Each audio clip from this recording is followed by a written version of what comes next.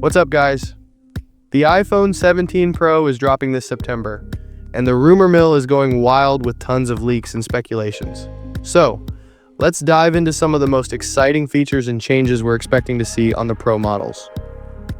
First up, the frame. After years of stainless steel and even titanium, Apple is reportedly switching back to aluminum for the Pro models. Personally, I think aluminum has this sweet balance of weight and feel. Sure, titanium's lighter, but there's something about aluminum's comfort that just feels right. It might not scream premium, but I'm all for it. Now, on to the camera bump. Rumor has it the bump is going to stretch across the entire width of the phone. But here's the kicker. We might see a two-tone look with a black camera block on a silver body. I'm kind of rooting for that design, it's just slick.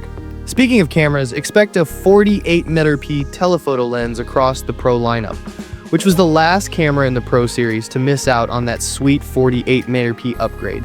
Also, front-facing camera lovers, get ready. The iPhone 17 Pro is rumored to bump the Selfie Cam to 24MP, meaning better quality photos and more cropping flexibility for those Instagram shots. Now, let's talk about video recording. We could be seeing dual video recording, where you can shoot with both the front and rear cameras at the same time.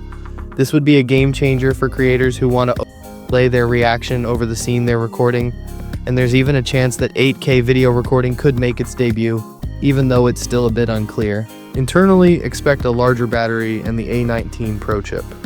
Apple's making the phone slightly thicker to fit in this new battery, and the A19 chip will bring better performance and power efficiency thanks to its 3nm process.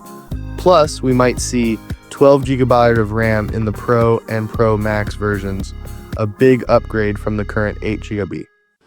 And of course, don't forget about Wi-Fi 7 and a new cooling system to keep everything running smooth, even during intense use.